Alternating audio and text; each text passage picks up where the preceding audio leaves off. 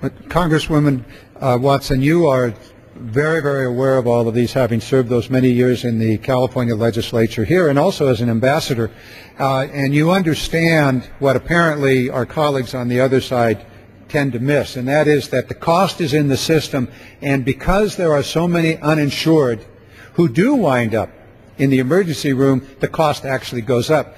Now, for a variety of reasons, I was at an emergency room in Sacramento over the weekend, and it was plain to see that there were a variety of people there. Most of them did not have a true emergency from perhaps an auto accident.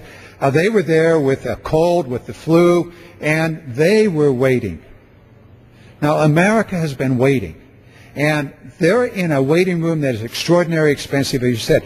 The bill, the Senate bill as well as the House bill, address this in two ways. First of all, they provide the health insurance so that a person can go to the doctor before they become seriously ill and go to the clinic, go to the doctor's office rather than to the expensive emergency room.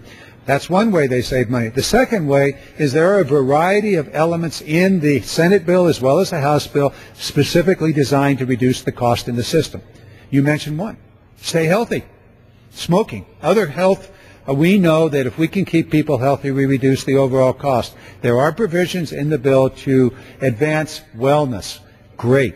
There's also provisions in the bill to deal with the extraordinary administrative cost in the system.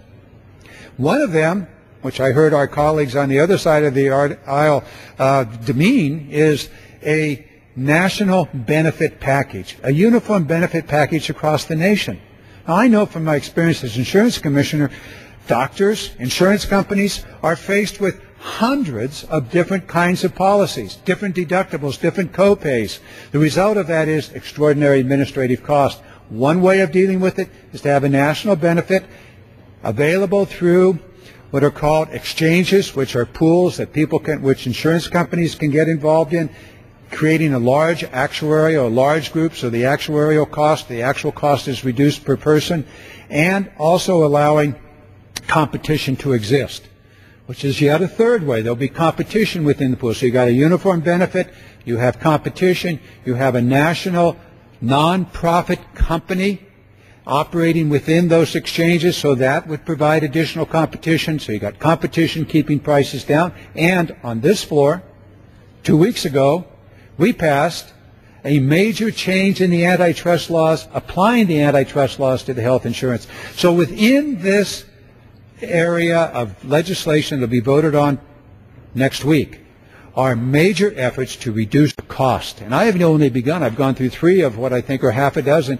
different ways to reduce the cost in the system. So much so that the Congressional Budget Office estimates that the reforms that will be before us will actually reduce the national deficit in the decade ahead, and in the out years, more than $1 trillion reduction in the national deficit as a result of these reforms. Congressman, we have been waiting for the CBO to then give us some idea of what these reforms will cost and how they will reduce the cost of health care here in America. We were hoping that we would have gotten that information today. We do have to give everyone 72 hours to look at the bill before we can bring it up. So we're waiting to get the cost estimate on this new proposal, and we do expect it to come in lower than anticipated. And thank you for giving that information. The figures I was giving you were based on the Senate bill. Now, the additional changes that are going to be made, corrections to the Senate bill, will provide, we are quite confident, additional reductions in the cost of the total bill and reductions in the national deficit in the years ahead.